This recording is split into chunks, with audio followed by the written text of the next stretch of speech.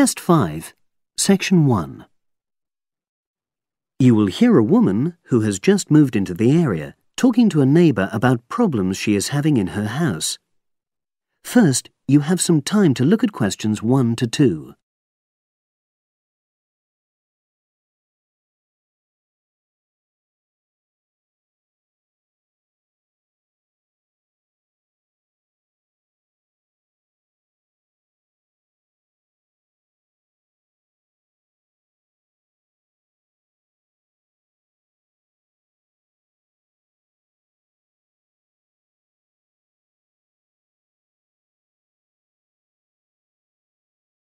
You will see that there is an example which has been done for you. On this occasion only, the conversation relating to this will be played first. Oh, hi Ruth. How are you? I'm sorry to bother you, Alistair, but I've been having some problems. Oh, come on in. What's happened? Basically, I had a leak from one of the pipes in the bathroom, and water started coming through downstairs, and the kitchen ceiling's badly stained.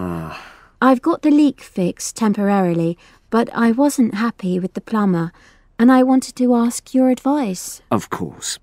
Well, the first thing I'd say is make sure you choose a local company. That way, if things go wrong, you're close by and it just makes things easier. Alistair says that Ruth should choose a local company, so local has been written in the space. Now we shall begin. You should answer the questions as you listen, because you will not hear the recording a second time. Listen carefully and answer questions 1 to 2. Oh, hi Ruth. How are you? I'm sorry to bother you, Alistair, but I've been having some problems. Oh, come on in. What's happened? Basically, I had a leak from one of the pipes in the bathroom, and water started coming through downstairs, and the kitchen ceiling's badly stained. I've got the leak fixed temporarily, but I wasn't happy with the plumber, and I wanted to ask your advice. Of course. Well, the first thing I'd say is make sure you choose a local company. That way, if things go wrong, you're close by and it just makes things easier. Let me write this down. Right.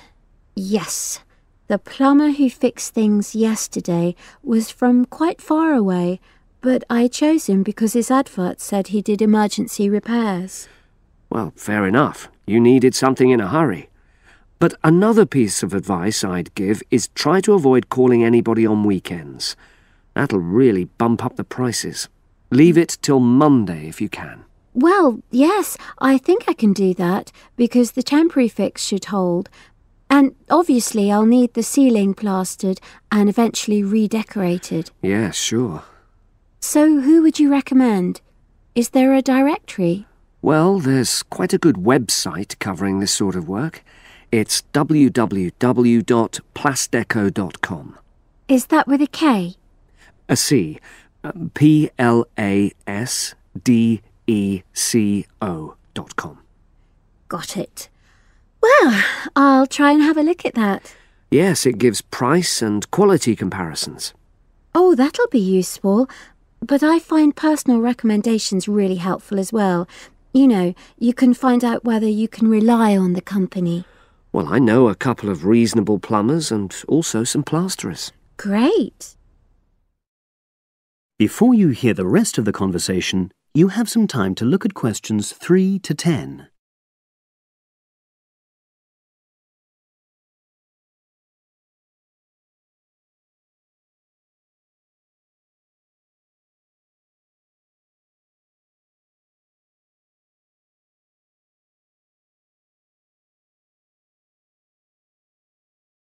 Now listen and answer questions 3 to 10. There's a company called Peaks Plumbing. Now, they're a father and son team. They're really friendly and they tell you information you need in a clear way, you know, so they really understand what the problem is. Right, well, that's good to know. Are they reliable? Well, that's a downside. Every single time I've used them, they arrive late. And friends have said the same thing. But is the work good quality? Absolutely. Another one is John Damerel Plumbing Services. He's very good. How do you spell the surname? Damerol. Right, got that. And does he do high-quality work? Well, it's fine, you know, but I wouldn't say that was his main point. Basically, he comes out cheaper, you know, than other people. I sense there's a but. Is he unreliable? Oh, he comes when he says he's coming, but he's not very courteous, and he has the tendency to be messy, you know, so you have quite a bit of clearing up to do. Okay. So it's up to you. They're both good workers, and they won't cheat you. Right. And you said you knew some plasterers? Yes, a company called Simonson Plasterers did our living room last year. We chose them because we wanted some fancy work on the ceiling, around the lights. So they can do a variety of designs? You've got it. But it comes at a premium because they are more expensive, you know. Than the others? Yes. Or you could go for a one-man firm called HL Plastering. Harry Lester. He's fine, very reliable, if all you want is a simple job. Do either of them do painting for you if you want? After the plastering's dried out, of course. That's what I was going to say, but I should explain that Harry's quite old now, and so he avoids doing jobs which involve tall ladders, you know. But my kitchen isn't too bad for that. I'd have to ask him if he's prepared to do it. Yeah, sure. So I'll start by looking at the website. All those companies are on there, with their phone numbers, etc. Thanks ever so much. You were such a... That is the end of section 1. You now have half a minute to check your answers.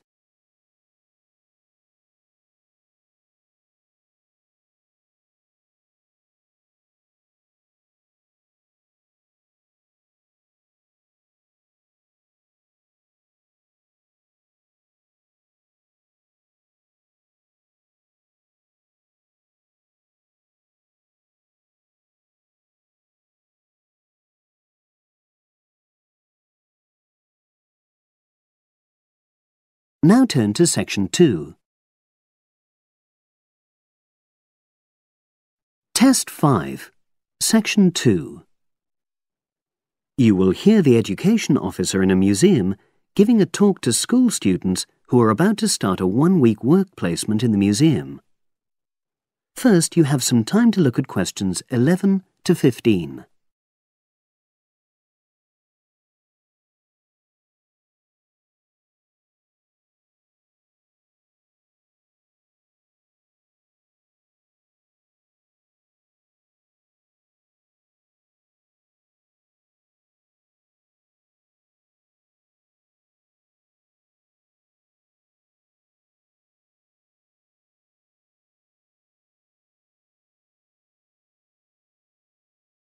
Now listen and answer questions 11 to 15. Good morning and welcome. We're really pleased that you're going to be joining us next week for your work placement. Now, each of you will already have met the member of museum staff assigned to supervise you. In this short talk today, I'll be giving you more general information which will be relevant to all 6 of you. Your normal working day is 9 to 5 p.m, but on Monday, because it's your first day, we'd like you to arrive at 8:45. Please note, though, that you'll finish at the usual time. A lot of you have been asking what you should wear for work. Well, you may have noticed that we're not exactly a formal institution, so you'd really be out of place if you wear smart attire like a suit. If you go out on a trip with us, then we'd like you to wear a museum cap. It has our logo on, and we feel it helps people recognise you. But on a day-to-day basis in the museum itself, we say put on your own casual clothing because you'll be doing lots of dusty, messy work. Now, we don't have an enormous number of rules, but work placement is an excellent preparation for the real world of work, and we expect you to be very punctual and reliable. If you're not well, or there's been a hold-up, then what we ask you to do is ring the museum receptionist. He will be in the museum well ahead of opening time, and he'll inform your own personal supervisor in the museum. If you're away for more than one day, we'll inform your school tutor. They'll obviously need to make a note of your absence and follow up if necessary. But most of all, we hope you really enjoy yourselves during the placement. Students say they have a lot of fun, whether it's working with kids in our art workshops held every Monday, or, the most popular, when they go out on our outreach work to residential homes, recording elderly people's memories of school days for our oral history project. So, we hope you feel excited by the prospect of starting next week and well prepared. Your personal supervisor will be there to help you with our health and safety requirements when you start next week, and your supervisors will also brief you about the background to the museum, summarising all the huge amount of information on our website. In the next couple of days, it might be worthwhile if you get hold of evaluations and other notes made by students who've worked with us before. You can get a lot of pointers from them. Before you hear the rest of the conversation, you have some time to look at questions 16 to 20.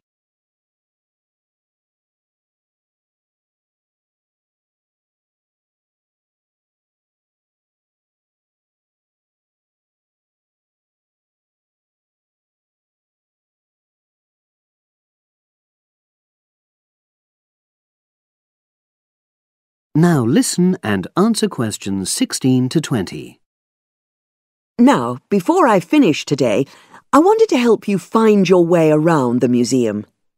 When you start next Monday, the first thing you'll need to do is sign in. Come through the main entrance and you'll see the main staircase straight ahead. To the right of this is the statue of the horse, and just behind that is a door. Go through that, and that's the sign-in office. Now, on the first day, you'll be working in Gallery 1. You'll find this as follows. In the central courtyard area, close to the entrance, there's a large chest where visitors put donations for the museum. The door just behind that leads to Gallery 1. The workshop you'll be taking part in starts at 11, but if you want to go in earlier, you can get the key and let yourself in. The key box is quite hard to find. Walk behind reception, and it's between the large gallery and the bookshop. I haven't mentioned breaks, lunch, etc. Unfortunately, our cafe's closed at the moment, so your best bet is to bring a packed lunch. We tend to have our sandwiches in the kitchen area. Go round the reception desk, and you'll see a small circular cabinet. The door to the kitchen area is just behind that. Now, every day, we put up notices about what's happening in the museum. Your supervisor will brief you, but if you want to check up on details, look on our staff notice board. This is in the corner of the play area, at the back, on the wall of Gallery 3. If you have any questions, I'd be happy to help. That is the end of Section 2. You now have half a minute to check your answers.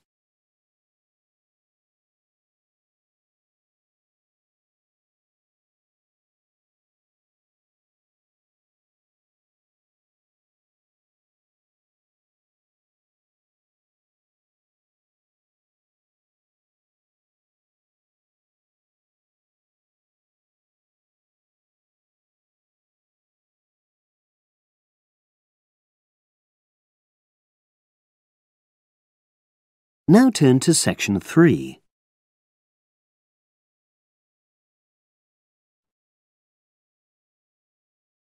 CD 3. Test 5, Section 3. You will hear a business studies student called Sam talking to his tutor about an IT project he is going to do for a local company called Turner's. First, you have some time to look at questions 21 to 26.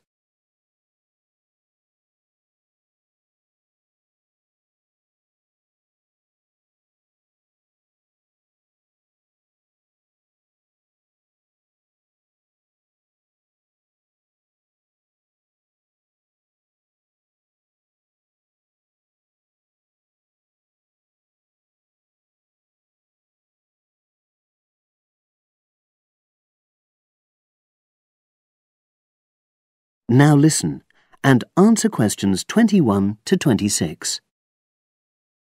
Hello, Sam. Come in and sit down. Thanks. You're here to discuss your company-based IT project, aren't you? Yes, I've been to see the manager and he's given me a lot of ideas about projects that the company would find useful, but I wanted to ask your opinion about them before I choose one. Yes, that's fine. Now, this company's called Turner's, isn't it? That's right. It's a small engineering company. They make machine components for trade use. They're well established. They started in 1976, but they're a bit old-fashioned. Okay.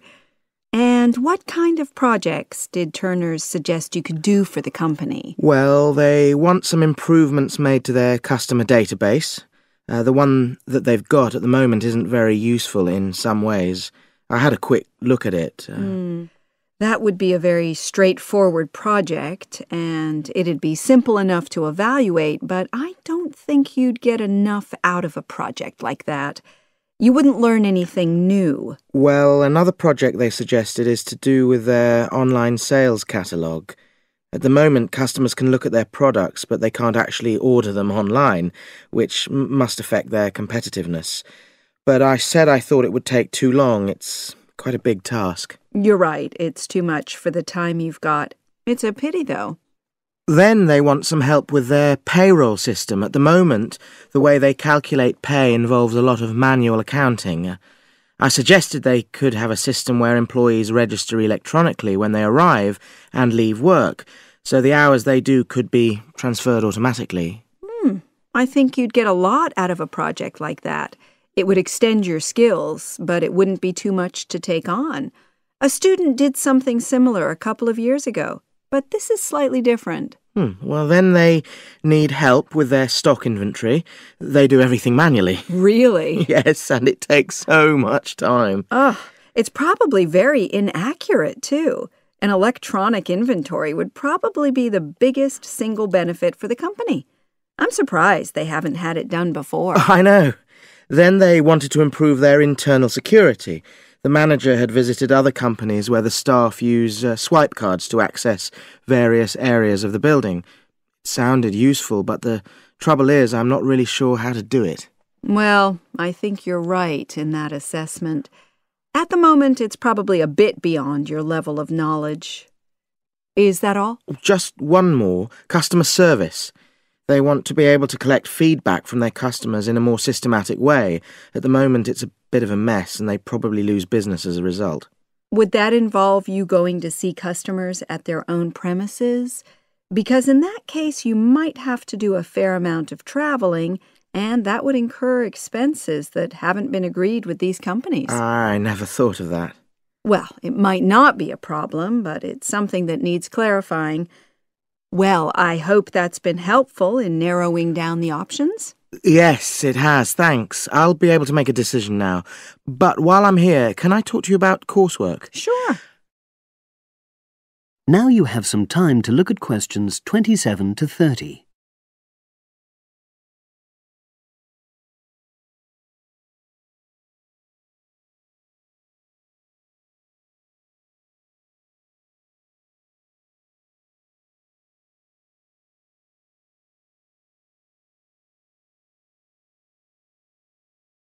Now listen and answer questions 27 to 30. I'm not very happy about the way our group assignment is working. There are some problems. Oh dear. Are people just not getting on with each other? That's the worst thing. Actually, we're all friends. It's not that. But when we're having a discussion about the assignment, one or two people end up doing all the talking and the rest don't say anything. It's a bit frustrating because we need plenty of debate. Well, that's a common observation. You're studying in a group with people from all over the world, and you all have your own ways of participating. In some places, students are more used to listening than talking, and vice versa. I suppose you're right. I'll try to remember that. Does everyone pull their weight as far as sharing the workload is concerned? I'd say they do, yes. And our group elected a leader. She's very good at making sure no one's overloaded. But personally, I feel that there are just too many of us in the group. Whenever we try to arrange a meeting, there's always at least one person who can't make it. It's not anyone's fault, it's just that we've all got slightly different timetables. Well, I'm glad you've talked to me about it. Feedback is always useful. Is there anything else you're concerned about? There are a couple of problems with lecturers that all the students are talking about. Last semester, we had negative feedback about the way lectures were organized. There were several occasions when the wrong room had been booked or the same room had been booked twice, that sort of thing.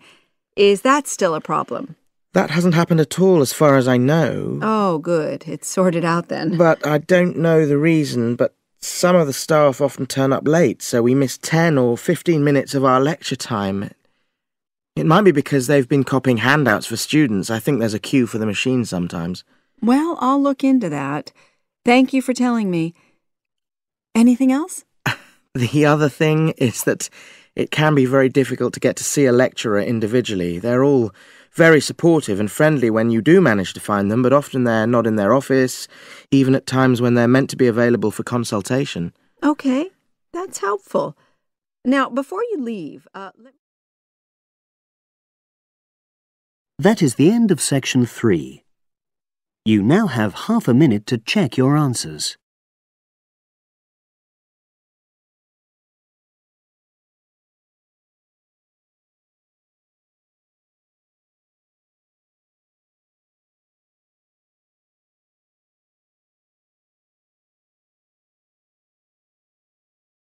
Now turn to section 4. Test 5, Section 4. You will hear a wildlife expert giving a talk to a group of bird lovers in the UK about a species called the tawny owl. Before you listen, you have some time to look at questions 31 to 40.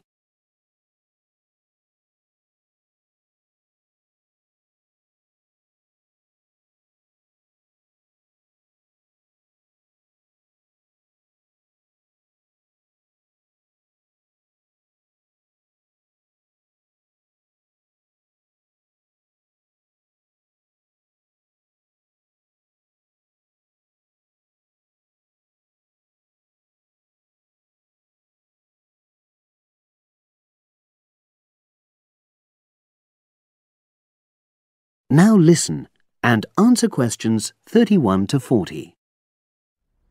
Good evening, everyone.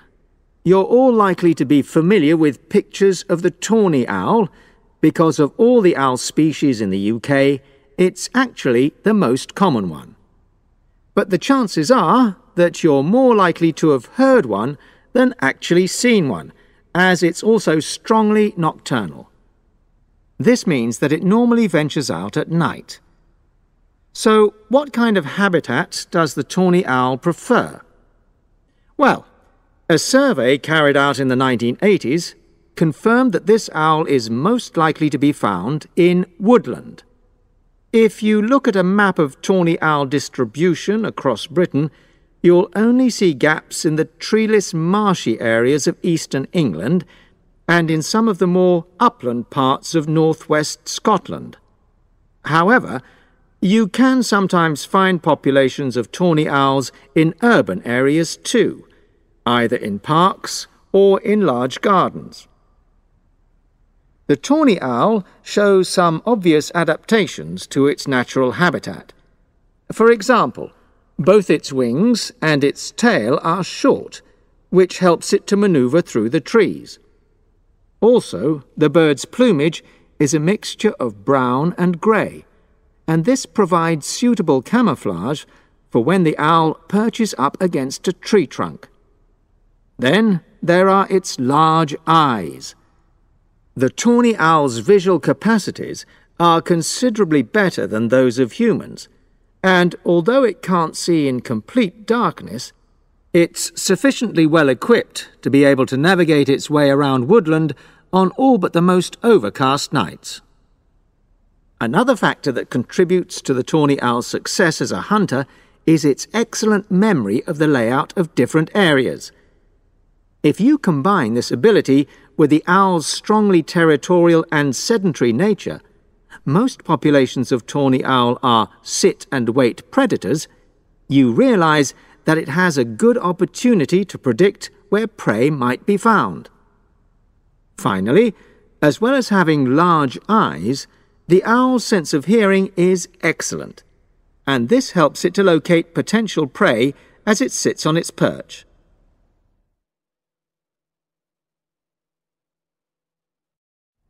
Turning now to the tawny owl's diet.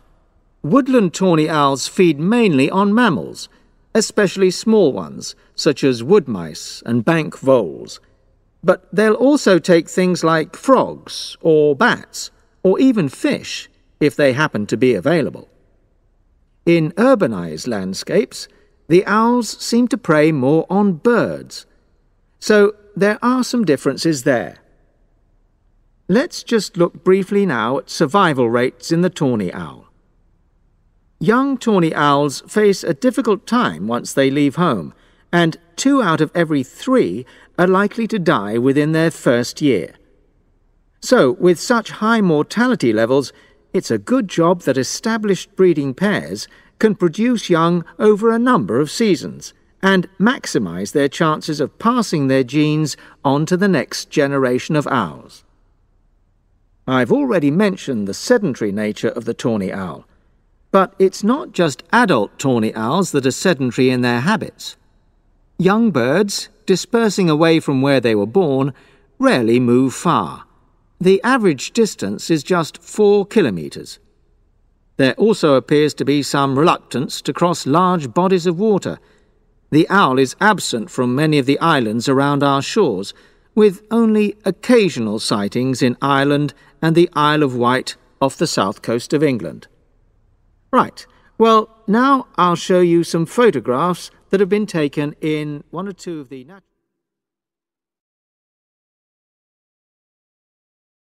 That is the end of section 4. You now have half a minute to check your answers.